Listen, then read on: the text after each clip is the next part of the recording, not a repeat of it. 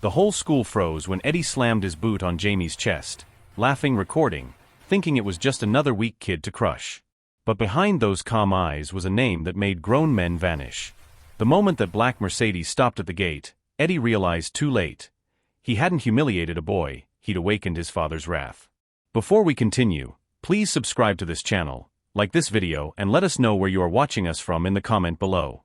Finally, make us a promise to share this video with your loved ones if you enjoy the story. Let's get started. By the next morning, Roosevelt High had a new obsession. The video, titled Big Eddie Floors the School Mouse, spread like wildfire.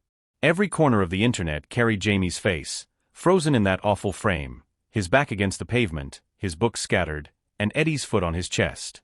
Laughter filled the hallways long before Jamie arrived.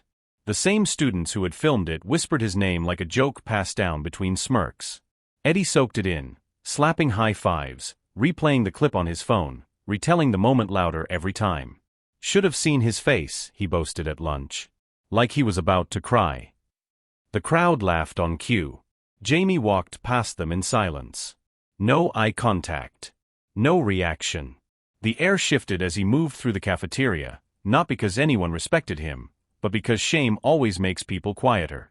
He sat at the edge of the room, away from the noise, his hands folded neatly on the table. When the bell rang, he left before anyone else. He always did. Outside, the afternoon sun baked the asphalt. Jamie's reflection moved across the car windows as he walked toward the gates, small, solitary, forgettable. But just beyond the school fence, parked half in shadow, sat a black Mercedes. It hummed softly, the windows rolled up, the driver motionless. Jamie didn't glance at it once. He didn't have to. Inside, a man in a dark suit lowered his phone. On the screen, the video replayed again, Eddie's laughter, Jamie's silence. The man's jaw tightened. He made a call. "He's fine," he said quietly. Then a pause. "Yes, sir. I'll bring him home." The Smith estate sat on the edge of the city, a fortress disguised as a mansion. From the outside, it looked like success: marble drive, trimmed hedges, fountains whispering over white stone. But inside, the air carried weight. Men in black suits moved like shadows, armed but calm. Security cameras followed every movement.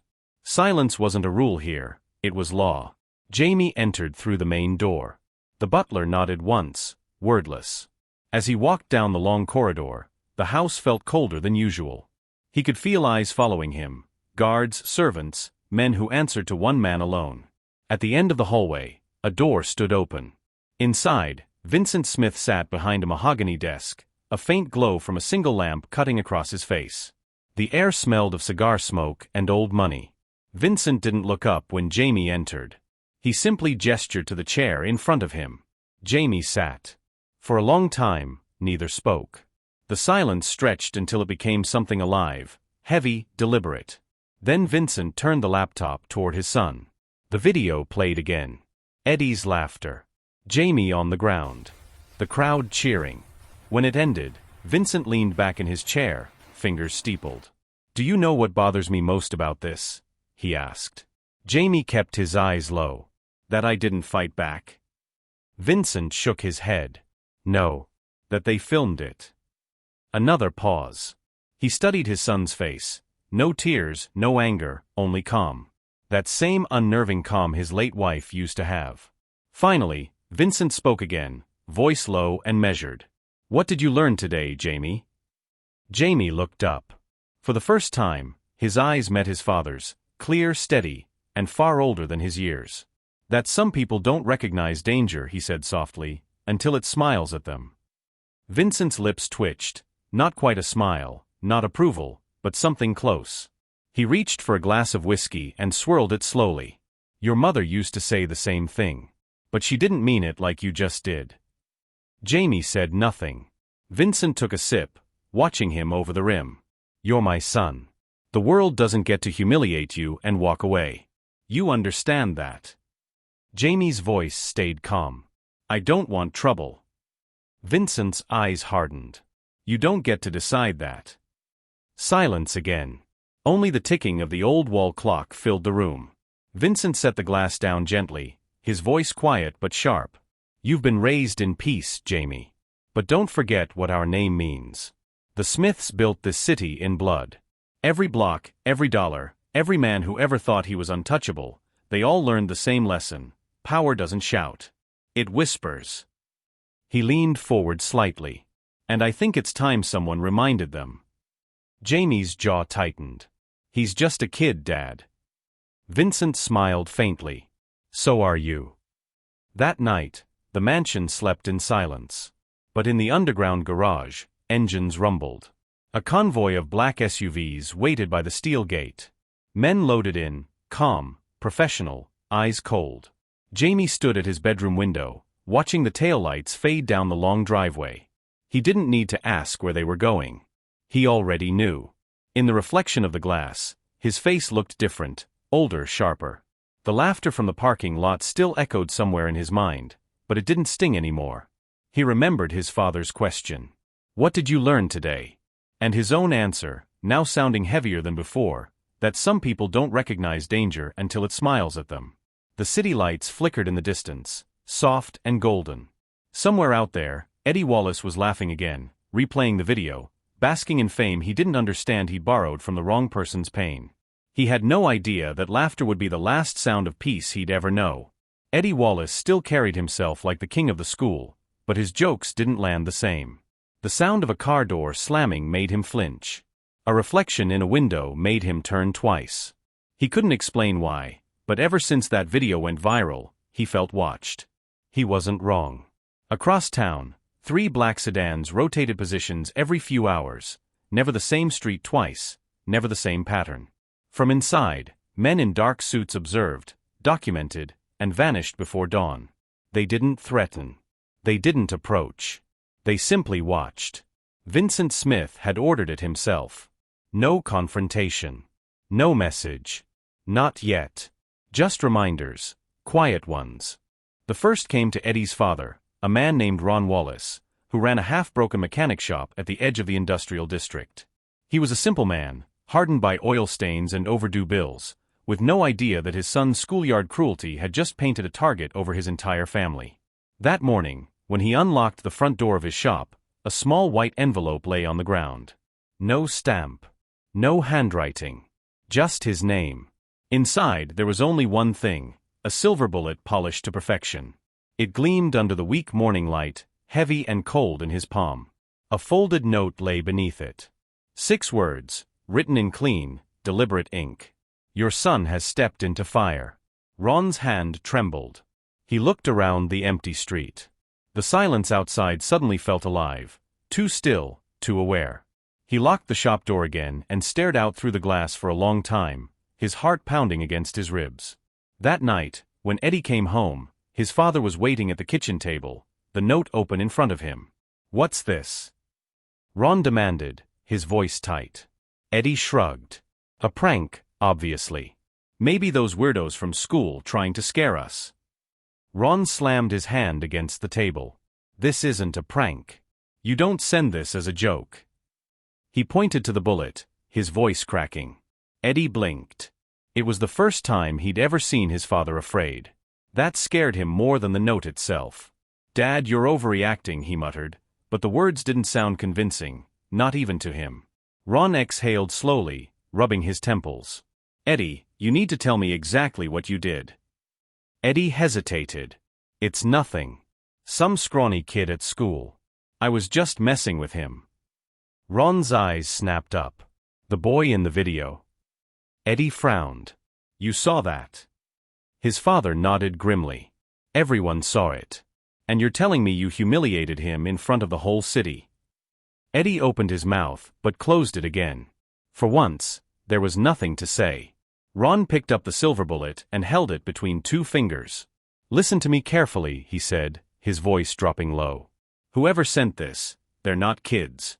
They're not playing games. He looked his son dead in the eyes. You need to stay away from that boy. The next morning, Eddie tried to laugh it off. But when he pulled into the school parking lot, he noticed a dark SUV parked across the street, tinted windows, engine running, no movement inside. He told himself it was nothing. But when he came out of class 2 hours later, the same car was still there. Same spot. Same silence. Inside the classroom, Jamie sat quietly by the window, taking notes while his classmates whispered. The storm around his name had started to die down. Most students ignored him now, the way people ignore something that makes them uncomfortable. But one person still paid attention, Clara Jensen, the only student who'd ever dared to talk to him after the video. She had kind eyes and too much curiosity for her own good. That afternoon, as the final bell rang, Clara leaned closer to Jamie's desk. "Can I ask you something?" she whispered. He looked up, his expression unreadable. "Sure." She hesitated. "There's been a car outside. Black, no plates. I've seen it every day this week, same spot, same time." She lowered her voice. "Jamie, it's watching you." For a moment, his face didn't change. Then he smiled faintly, closing his notebook with calm precision. "They always are," he said. Clara frowned. "What does that mean?" Jamie slung his bag over his shoulder. "It means you shouldn't worry about me." Outside, the air felt thick.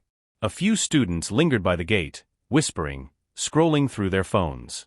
The black SUV sat just beyond the curb, its reflection blending into the glass of the nearby shops. Jamie walked right past it without hesitation. Inside, one of Vincent's men lowered his binoculars. "He saw us," he muttered. The driver smirked. "He always does." That evening, Vincent sat in his study as the sun bled orange across the skyline. Marco, his second in command, stood nearby, holding a folder. "The Wallace family's nervous," Marco reported. "The father's rattled. The boys pretending not to be." Vincent didn't look up. "Good. Let them pretend. Fear starts in the silence." He poured himself a drink, the ice cracking softly in the glass. "But not yet," he murmured. "No harm. No noise. Just pressure." Marco nodded once. "And Jamie?" Vincent exhaled slowly. "He doesn't need to know everything. Not yet." Back in his room, Jamie sat by the window again, his reflection framed by the pale city lights. From his vantage point, he could see the faint outline of the same black Mercedes parked at the far end of the street. He didn't flinch. He didn't wave. He just whispered to himself, so softly the words barely left his lips, "They always are." Outside, in the silence of the night, the engine started, low and steady, before fading into the distance like a shadow retreating before dawn. By Thursday morning, Roosevelt High was no longer just a school, it was a rumor factory. Whispers filled the hallways like smoke, twisting and growing with every retelling. They said 2 guys in black suits were outside the cafeteria yesterday. My brother saw one at the gas station near Eddie's house. No, it's true, Eddie's dad got visitors. They weren't cops. They were businessmen. The word businessmen took on a darker meaning the more it was repeated. No one knew what was happening, but everyone felt it, something invisible pressing against the edges of normal life, something that made even the teachers speak in softer voices. Eddie Wallace tried to laugh it off. He still swaggered through the halls, chin high, pretending the world revolved around him. But the smile didn't reach his eyes anymore. Every time a car slowed near the gate, his chest tightened. Every time a stranger in a suit passed by, his pulse quickened. At lunch, a group of his friends huddled around him, showing him their phones. "Dude, look at this. 2 guys in suits went to your dad's garage again." Eddie snatched the phone. The image was blurry, taken from across the street, but it was clear enough. 2 men, dressed in black, standing by the shop door, one of them holding a folder, the other smoking quietly. "They said they asked about you," one of the boys whispered. "About what kind of kid you are." Eddie's throat went dry. He forced a laugh. "So what? Maybe they need a mechanic." But the joke didn't land. Later that afternoon, he drove past his father's shop on his way home. The men were gone, but the silence felt wrong. His father was outside, pretending to work on a car, but his movements were stiff, distracted. When he saw Eddie, he gave a small shake of the head, one that said not now. That night, Eddie heard his parents arguing in the kitchen. The words were muffled through the walls, but a few cut through. "I told you, Ron, this isn't normal. I'm handling it. They know where we live." Eddie lay in bed, staring at the ceiling, telling himself none of it was his fault. It was just a prank gone too far. A misunderstanding. But deep down, something heavier began to twist inside him, something close to fear. The next day at school, Eddie decided to reclaim control. He spotted Jamie in the hallway, standing by his locker, quietly stacking books. That same old calm, that same lowered gaze, it infuriated him. Eddie's friends followed close behind, eager for a show. "You gonna let this kid make you look weak?" one of them whispered. Eddie didn't answer. He just walked straight toward Jamie, every step echoing down the corridor. Jamie looked up when he heard the footsteps. For once, he didn't move aside. Eddie stopped just inches away. "You think you're funny, huh?" he hissed. "You think your little goons are scaring me?" Jamie didn't respond. His silence was louder than any insult. Eddie shoved the locker door shut with a clang. "I said, you think this is a game?" Jamie turned to face him fully, his expression unreadable. Then for the first time, he met Eddie's eyes, directly, steadily, without blinking. "Walk away, Eddie," he said softly. The voice wasn't loud. It wasn't angry. But it carried something that made the hairs on Eddie's arms rise. The hallway seemed to shrink around them. "Excuse me," Eddie said, his laugh breaking halfway through. Jamie didn't move. His tone stayed calm, even gentle. "Walk away. You won't get another chance." For a moment, Eddie couldn't breathe. Something in Jamie's eyes made his stomach twist, something ancient, cold, and unshakable. The noise around them faded. It was just the two of them, standing in the middle of the hall, and for the first time since the video, Eddie realized he wasn't the one in control. He stepped back, forcing a smirk. "Yeah, whatever, tough guy," he muttered, pretending to brush dust from his shirt. His friends followed him out quickly, whispering nervously behind him. Jamie turned back to his locker, reopened it, and went back to stacking his books as if nothing had happened. By evening, the unease in Eddie's chest had grown into something heavier. He couldn't focus on his homework. Every small sound, the hum of the refrigerator, the bark of a dog outside, made him flinch. When his phone rang, the sudden vibration nearly made him drop it. Unknown number. He hesitated, thumb hovering over the screen. Then he answered. "Hello." There was silence on the other end for a heartbeat. Then a man's voice, deep, smooth, and quiet enough to feel dangerous. "You hurt my son today." Eddie froze. His pulse hammered in his ears. Who is this? A pause. Then the faint sound of ice clinking in a glass. "You'll find out soon enough," the voice said softly. "Sleep well, Edward." The line went dead. Eddie stared at the phone for a long time before setting it down. His hands were trembling. The house suddenly felt too big, too empty. He checked the locks twice.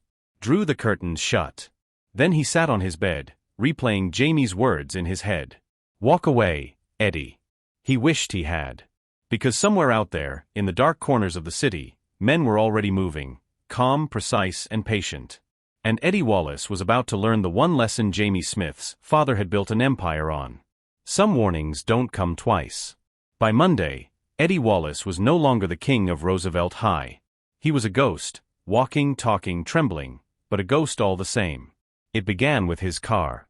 He came out of class that morning, yawning, backpack slung over one shoulder, and stopped dead in his tracks. Every window of his silver sedan was shattered.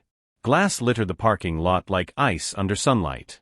The seats were slashed open, the tires flat, and across the hood, scrawled in deep scratches, was a single word: repent. No one saw who did it. The security cameras mysteriously glitched between 6 o'clock and 6:15 a.m. He stood there staring at the wreckage, his throat dry, while the other students whispered and filmed from a distance. The same crowd that once cheered for him now watched in uneasy silence, afraid to be seen too close. By afternoon, his locker had been forced open.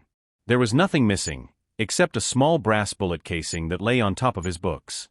It gleamed under the harsh fluorescent light, catching the eyes of everyone who passed. Eddie stared at it for a long moment, then shut the locker slowly. His palms were sweating.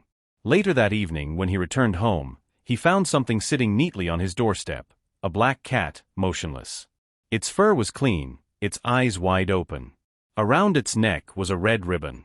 No blood. No wounds. Just stillness. Eddie stumbled back, his breath catching. His father came to the door behind him and froze. Neither spoke. They both knew what it meant. In the underworld, a black cat was never just a cat. It was a symbol, a quiet declaration. You were being watched. You were being measured. And your time was running out. By midweek, Eddie's friends had stopped sitting with him. They mumbled excuses about homework or sports practice, but their eyes betrayed them. Fear was contagious, and no one wanted to catch what Eddie had. Even teachers began to notice. Mrs. Callahan, his history teacher, stopped mid-lecture one morning when she saw him flinch at the sound of a dropped pen. "Eddie," she said softly, "are you all right?" He nodded too quickly. "Yeah, I'm fine." But his hands told the truth, trembling as he tried to write, fingers barely holding the pen steady. The boy who once towered over everyone now sat smaller, quieter, shrinking into himself. The laughter that once filled the hallways had died completely. Something unspoken had settled over the school, a collective understanding that there were things happening none of them wanted to understand. Far from Roosevelt High, inside a room lined with dark wood and quiet power, Vincent Smith listened. Marco, his most trusted lieutenant, stood by the window, holding a tablet that displayed the latest surveillance photos: Eddie's shattered car, the locker, the cat. "He's scared, boss," Marco reported, voice low but steady. "Won't talk to anyone. Barely sleeps. He's jumpy as hell." Vincent didn't look up from his desk. He was polishing his cufflinks, slow and deliberate. "Good," he said at last. "Fear teaches faster than pain. Let him think." Marco nodded. "The message is loud enough. You want us to stop there?" Vincent paused. His expression didn't change, but his tone carried weight. "I never said stop. I said let him think. A man who believes he's safe learns nothing." The room fell quiet again, the kind of silence that made the walls seem alive. At the far end of the hall, unnoticed, Jamie stood by the slightly open door. He had come to ask about his homework tutor, but the words froze in his throat as he listened. He heard Marco's report. He heard his father's calm reply. And something inside him twisted, not fear, not anger, but disappointment. He pushed the door open quietly. "Dad," he said. Vincent looked up immediately, his expression softening just a fraction. "Jamie, come in." Jamie stepped inside, closing the door behind him. "You're still going after him?" Vincent leaned back in his chair. "You call it going after. I call it discipline." Jamie frowned. "He's just a kid. He's terrified." Vincent set down his cufflinks. "Good. Then he's learning." "Learning what?" Jamie asked, voice sharper now. "That power belongs to people who hurt others." Vincent's gaze hardened, though his tone stayed calm. "That power belongs to those who don't forget." He rose from the chair, walking toward the window. "The world will step on you if you let it. That boy made a choice. Now he lives with the consequence." Jamie's fists clenched at his sides. "And what about me? I live with the consequence too. I didn't ask for this."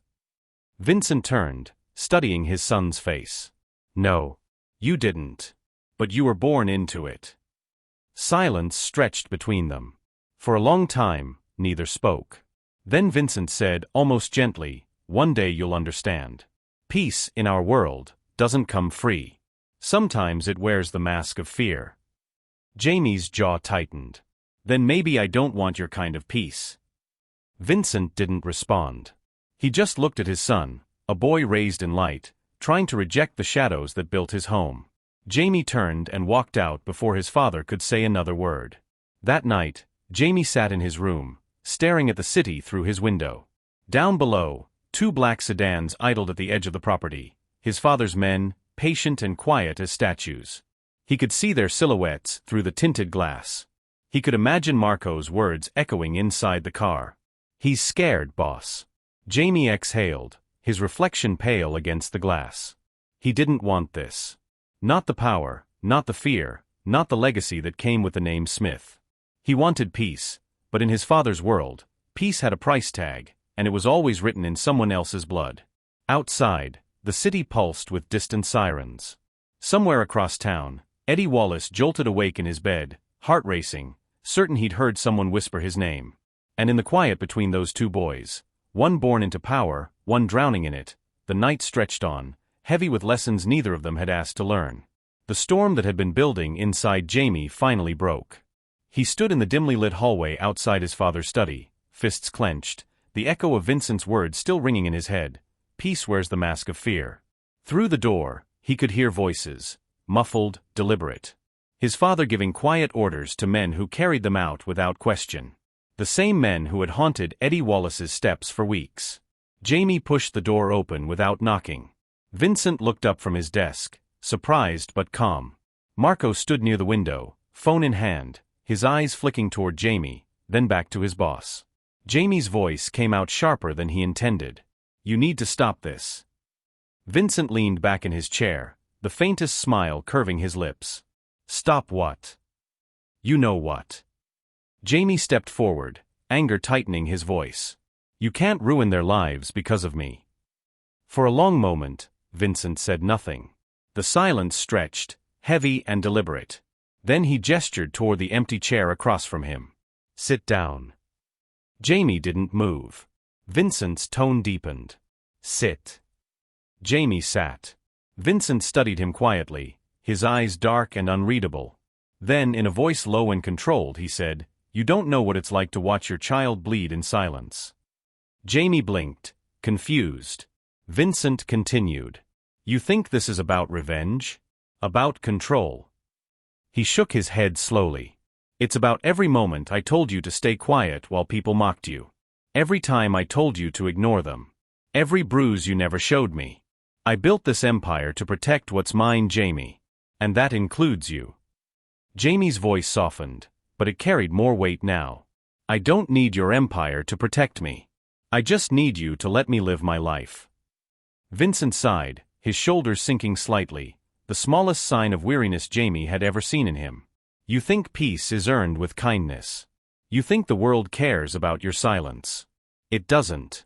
It respects power. It only fears consequence. Jamie met his father's gaze steadily. Then maybe it's time someone showed them what real power looks like. Vincent tilted his head, intrigued. And what would that be? Jamie stood. Mercy. The word hung in the air like a challenge. For a moment, Vincent didn't move. Then slowly, he rose from his chair. The room felt colder now. Mercy, he repeated, his tone quiet but sharp. Mercy must look like power, or it will be mistaken for weakness. Their eyes locked, father and son, two halves of the same flame burning in opposite directions. Jamie nodded once. Then I'll make sure it doesn't look weak. Vincent studied him a moment longer, then exhaled. You want to end it your way? Fine. He gestured toward the door. But remember, if you show your hand too early, the world will take the arm. Jamie turned to leave. Marco, still silent, stepped aside to let him pass. As Jamie brushed by, Vincent's voice followed him, softer now, almost a whisper. Don't disappoint me, son. That night, Jamie sat on the edge of his bed, the city lights stretching out beyond the window like veins of gold. His reflection stared back at him, the face of a boy who looked too calm for someone carrying the weight of a war. He thought of Eddie. The swaggering grin. The laughter. The moment that foot pressed down on his chest. And then he thought of the silence afterward. The fear. The trembling hands. The cat. Jamie didn't want that fear. Not anymore. He didn't want to inherit his father's empire of quiet violence. He wanted something cleaner, sharper, a power that didn't need bullets or whispers. He wanted presence. He spent the next 2 days crafting his plan. No calls. No orders. No men in suits. Just him. He waited until Friday, when the school was buzzing with pre-weekend chatter. Students clustered in groups, laughing, gossiping, but every laugh was quieter now. The atmosphere had changed. When Jamie walked through the gates that morning, heads turned. For weeks, everyone had looked at him with pity, then with fear. But today, there was something different in the way he moved. Shoulders straight. Chin up. Calm. He wasn't invisible anymore. Eddie saw him from across the courtyard, his stomach twisting instantly. The sight of Jamie, unguarded, unbothered, made his pulse quicken. There were no black cars, no men in suits.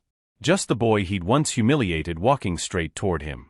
"Hey," Jamie said when he reached him. His tone was even, almost polite. Eddie stiffened. "What do you want?" Jamie studied him for a long second, his gaze steady, unreadable. "To end this." Eddie blinked. "End what?" "The fear," Jamie said simply. "Yours. Mine. All of it." Eddie scoffed, trying to mask his nerves. "You think you scare me?" Jamie's voice dropped lower. "You used to." The words landed harder than a punch. Eddie's throat tightened. Jamie leaned in slightly, his tone soft but firm. "I'm not here to fight you, Eddie. I'm here to teach you something my father never learned, that control isn't about making people afraid of you. It's about making them respect you without having to raise your voice." Eddie said nothing. For once, he had no smirk, no comeback. Jamie stepped back. "You wanted to prove you were stronger that day in the parking lot. But you weren't. You still aren't. Because strength doesn't come from what you can break. It comes from what you can protect." Eddie's eyes darted away. Around them, a few students had stopped to watch. The silence was thick, electric. Jamie turned to leave. "We're done here." Eddie stood frozen, his pride battling something heavier inside him: shame, fear, maybe even respect. That evening, Jamie returned home to find Vincent waiting by the balcony, a glass of whiskey in hand. He didn't speak immediately, just looked at his son, then gave a faint nod. "No blood," Vincent said. "No violence." Jamie met his father's gaze. "No need." Vincent studied him for a moment, then turned toward the window. "Let's hope the world understands the difference." Jamie walked past him, heading upstairs. For the first time in weeks, the house felt lighter, not because the danger was gone, but because he'd chosen how to face it. In Vincent's office, Marco watched him disappear down the hall and murmured, "He's not you, boss." Vincent swirled his drink slowly. "No," he said quietly. "He's better." Outside, the night stretched silent and still, but this time, the silence didn't feel like fear. It felt like peace finally daring to breathe. The sun was melting into the horizon when the school bell rang for the last time that Friday. Shadows stretched long across the cracked pavement of the Roosevelt High parking lot. One by one, cars drove off, their echoes fading into the distance until the lot stood empty and still, except for Eddie Wallace. He stood by his locker far longer than usual, pretending to sort his books but really just trying to steady his hands. Every sound, a slamming door, a passing voice, even the rustle of wind through the trees, made his shoulders flinch. He told himself he wasn't scared anymore, that everything had calmed down. But his heart didn't believe him. As he finally stepped outside, twilight painted the world in shades of blue and gold. The parking lot was silent, too silent. He walked faster, his footsteps loud against the concrete. Halfway to his car, he froze. The faint hum of an engine drifted from behind him. He turned just as a black Mercedes rolled smoothly into view, its headlights dim, its movement unhurried, like a predator that knew there was nowhere to run. It stopped a few feet away, idling quietly, exhaust curling into the cool air. Eddie's mouth went dry. The driver's door opened first. Jamie Smith stepped out. He was dressed in a crisp white shirt and dark trousers, the kind of neat, unbothered calm that didn't belong to a high school student. His expression was unreadable, not angry, not smug, just still. His presence alone felt heavier than the silence. Eddie swallowed hard, forcing a shaky laugh. "What's this, huh? You brought backup now?" Jamie didn't answer. He just stood there, hands in his pockets, eyes fixed on Eddie with quiet patience. The sound of another car door opening broke the tension.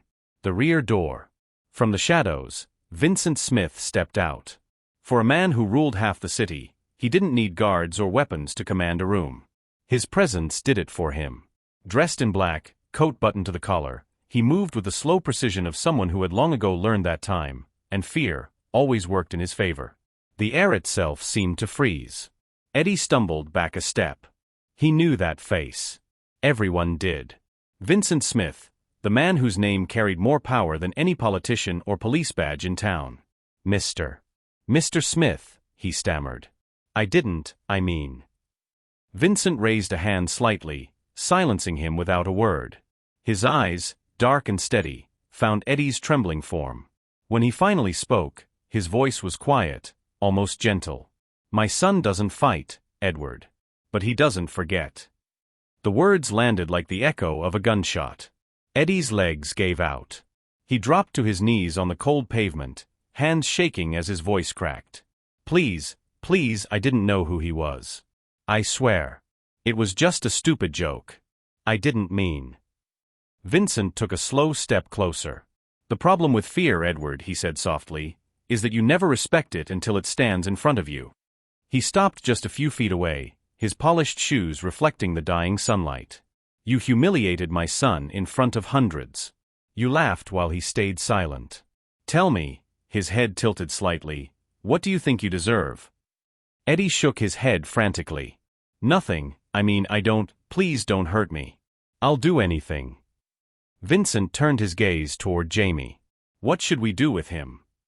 For a long moment, Jamie didn't answer. His face was unreadable, caught between two worlds, the son of a man who demanded respect through fear, and the boy who had learned that true power meant restraint.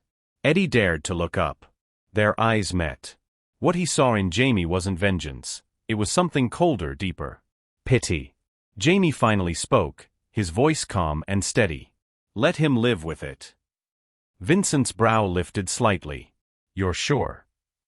Jamie nodded once. "He'll learn more from fear than pain ever could." For a moment, Vincent just studied his son, the quiet conviction in his tone, the steadiness in his eyes. Then slowly he smiled, not with warmth, but with approval. "Very well," Vincent said. He turned back to Eddie. "You heard him. You get to live, Edward. But from this moment on, you will remember that mercy was given, not owed." He stepped closer, lowering his voice. "When people speak my name, you'll remember that you once stood before it, and walked away breathing." Eddie nodded rapidly, tears streaming down his face. "Yes, sir. I understand. I swear I'll never." Vincent held up a hand again, silencing him. "Good. Then get up." Eddie scrambled to his feet, unsteady, clutching his chest as if to hold his heartbeat in place. Vincent turned to Jamie. "Let's go." Jamie lingered a moment longer, his eyes never leaving Eddie. Then he stepped back toward the car. The two men got in, father and son, the doors closing softly behind them. The Mercedes pulled away, silent as it had arrived, its taillights fading into the dusk. Eddie stood alone in the parking lot, shaking. The wind picked up, scattering loose papers across the ground. In the distance, the school bell tolled faintly, one last echo of the day. He looked down at his reflection in a puddle, pale, broken, small. The same way Jamie must have looked the day he mocked him. For the first time, Eddie understood what it felt like to be powerless. As the car moved through the city, Jamie stared out the window. Vincent said nothing for a long while, then finally broke the silence. "You handled yourself well," he said. "Different from how I would have done it." Jamie turned to him. "That's the point." Vincent gave a small nod. "Maybe so. But remember," his voice softened, almost fatherly now, "even mercy leaves a shadow." Jamie's gaze drifted back to the fading skyline. The city lights flickered on, one by one, each one a reminder that power didn't always need to roar. Sometimes, it only needed to arrive in silence, and leave just the same. By sunrise the next morning, the story had already spread like wildfire. Not just through Roosevelt High, but across the city. Everyone had a version of what happened. Some said the Mafia boss himself came to school. Others swore Eddie was dragged into a car and never came back. A few whispered that Jamie made him disappear. No one really knew the truth, and that uncertainty was what made it terrifying. By the time Jamie arrived at school, the laughter that once filled the courtyard was gone. The same students who once smirked at him now parted like a tide when he walked by. Their voices lowered to whispers, their footsteps softened. The school that once mocked him had fallen into a reverent, uneasy quiet. Not out of respect. Out of fear. Eddie Wallace didn't show up that day. Or the next. His locker stayed untouched, a silent monument to everything that had happened. No one dared to open it. No one dared to even walk too close. By the end of the week, word got around that Eddie's father had shut down his mechanic shop and moved the family out of town. No one knew where they went. No one wanted to ask. Jamie moved through the halls like a shadow, calm and unbothered. But behind his quiet eyes was a heaviness he couldn't shake. He hadn't asked for this kind of power, the kind that silences people instead of inspiring them. He sat alone during lunch, at the far end of the cafeteria. The hum of voices was distant, muffled, careful. Even when trays clattered or chairs scraped against the floor, no one dared to look his way for too long. He didn't mind the solitude, not really. But it wasn't peace either. It was the echo of something colder. Across the city, his father sat in his office, the evening light painting long shadows across the room. Marco stood by the window, arms folded. "Everyone's talking," Marco said. "The boy's name's everywhere. They're calling him the ghost's son. Even the teachers are nervous to speak his name." Vincent didn't answer at first. He stared out the window, swirling the amber liquid in his glass. Then softly he said, "He's not like me." Marco raised an eyebrow. "You say that like it's a bad thing." Vincent chuckled faintly, a sound without joy. "No, Marco. It's a very good thing." He turned from the window, eyes distant. "He handled it differently. He chose restraint where I would have chosen ruin. That takes a kind of strength even I don't have." Marco smiled slightly. Maybe he learned from the best. Vincent's gaze hardened again. Or maybe he learned what not to become. The two men stood in silence for a while, the city murmuring faintly beyond the glass. Then Vincent asked quietly, "The Wallace boy?" "Gone," Marco replied. "Family left the city. No trace." Vincent nodded once. "Good. Let it stay that way." Back at Roosevelt High, Jamie sat under the shade of a lone oak tree behind the cafeteria. The breeze rustled the leaves above him, carrying faint laughter from somewhere far away, laughter that no longer had anything to do with him. He took a slow sip of water, staring at the ground. For the first time, he wasn't thinking about Eddie. He was thinking about his father. The way Vincent had stepped out of that car. The weight of his presence. The silence that followed. Jamie knew his father hadn't needed to say much. The city spoke for him. And now, somehow, Jamie carried a piece of that power too, whether he wanted it or not. He had peace, yes. But peace built on fear always came with a cost: isolation.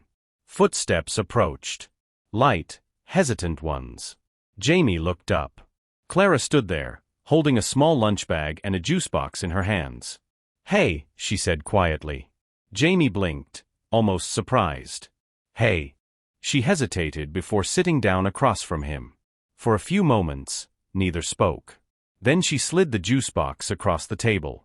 "I figured you could use this," she said. "It's apple." Jamie looked at it, then at her, a faint smile tugging at the corner of his mouth. "You didn't have to." "Yeah, well," she said, brushing her hair back nervously, "I kind of like sitting where no one else dares to." Jamie chuckled under his breath. "Brave of you." Clara leaned in slightly. "So that's your dad?" Jamie's smile faded into something quieter. "Something like that." She nodded slowly.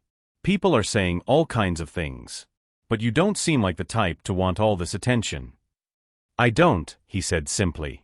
"I just wanted it to stop." Clara studied him for a moment, then smiled faintly. "Well, it did. Maybe a little too well." Jamie let out a soft laugh. "Yeah, maybe." The two of them sat in silence after that, the kind that didn't feel heavy this time. For the first time in weeks, Jamie felt a flicker of something close to normal. But even as he smiled, his mind wandered back to Vincent's words. Mercy must look like power, or it will be mistaken for weakness. He wondered if mercy could ever truly look gentle, or if, in his father's world, peace would always need to wear armor. That night, from his office balcony, Vincent looked down at the city lights glowing beneath him. He thought about his son, quiet, deliberate, nothing like the boy he'd once been. He raised his glass slightly, whispering to the night, "You're better than I ever was, Jamie." Far across town, under a dim streetlight, Jamie walked home with his hands in his pockets, the city buzzing softly around him. He didn't see himself as powerful, or feared, or dangerous. He was just a boy who wanted the noise to stop, and somehow, by choosing silence, had become louder than anyone else. And in that strange uneasy quiet that followed the storm, both father and son learned the same truth, that sometimes, the greatest power isn't in domination or revenge, but in knowing exactly when to stop. Weeks slipped quietly into months. The story that once shook Roosevelt High slowly turned into a whisper, then into silence. Eddie Wallace never came back. Officially, his family had moved to another state, new beginnings, they said. But everyone knew it wasn't a move. It was an escape. Life at school found its rhythm again, but not quite the same as before. The laughter was softer, the taunts more cautious, and the eyes that once mocked Jamie now looked past him with careful respect. He was no longer invisible, but he wasn't a spectacle either. He existed in a quiet middle ground, a presence that reminded people what fear looked like when it didn't need to raise its voice. Teachers treated him differently now, polite smiles, subtle glances. Even Principal Harris, who once brushed off every complaint of bullying, found reasons to compliment Jamie's discipline and composure. Yet, for all the newfound peace, Jamie didn't feel triumphant. Victory had never been his goal. He walked the same route to school every morning, down Elm Street, where the pavement cracked around the roots of old trees, past the cafe that smelled like burnt espresso and memory. The same sights, the same sounds. But this time, his head was up. His steps were steady. The shadows hadn't left him, they never really did. But now, they walked beside him, not behind. At lunch, he sat alone beneath the same oak tree, his back against the bark, the wind brushing softly through his hair. Sometimes Clara joined him, sometimes not. Either way, he didn't mind the silence anymore. Silence, he realized, could be many things: safety, solitude, or strength, depending on who commanded it. When people looked at him now, they didn't see the timid boy with slouched shoulders. They saw someone they couldn't quite define, and that was exactly how Jamie preferred it. At home, Vincent watched him from a distance more often than he spoke. He would stand by the window of his office, hands clasped behind his back, watching his son walk up the driveway after school. Marco joined him one afternoon, setting down a stack of reports. "He's changed," Marco said quietly. "Carries himself differently now." Vincent didn't respond right away. His gaze remained fixed on the driveway. "He's not like me," he finally said. Marco nodded. "You've said that before." Vincent's expression softened, a rare sight. "And I meant it. I built my name by being feared. But he's building his by being unshakable. There's a difference." Marco smiled faintly. "You sound proud." Vincent exhaled slowly, almost smiling. "I am. But pride is a dangerous thing in our world. It blinds you." He turned away from the window. "He's walking in light, Marco. I can't follow him there." Later that night, Jamie sat in his room, the city glowing faintly beyond the glass. The sound of distant sirens wove through the air, reminders of the world his father ruled from the shadows. He reached into his drawer and pulled out a small piece of folded paper, one he'd kept hidden since the day of the confrontation. Inside was a simple phrase written in his father's sharp handwriting. "A lion doesn't need to roar. He just needs to be still long enough for the jungle to remember." Jamie traced the words with his thumb, thinking back to that night, the parking lot, the fear in Eddie's eyes, the quiet authority in his father's voice. He understood now what the lesson really was. Power wasn't about domination or revenge. It wasn't about being louder, faster, or stronger. It was about control. Control over anger. Control over fear. Control over yourself when the world tried to define you. He folded the note again and slipped it back into the drawer. The following morning, the city felt calm, the kind of calm that only comes after a storm that's taught everyone to be careful with their noise. Jamie stepped out of the house, the crisp morning air brushing against his skin. He walked the same cracked pavement he'd walked 100 times before, backpack slung neatly over one shoulder. The difference was in his posture, his head high, his stride steady. He passed the corner where he'd once been mocked, where laughter had echoed like knives. It was quiet now. Even the walls seemed to remember. At the end of the street, a black Mercedes waited, parked discreetly, engine low, windows tinted. It didn't honk. It didn't move. Jamie didn't need to look to know who sat inside. He just kept walking, sunlight catching his profile, the faintest hint of a smile crossing his face. For the first time, the world felt balanced, not because he'd won, but because he finally understood. If you enjoyed the story, Do check out the next story because we have prepared a collection of stories that you will find even much more interesting than the one you just watched. Click on the video showing on your screen right now to enjoy. Thank you.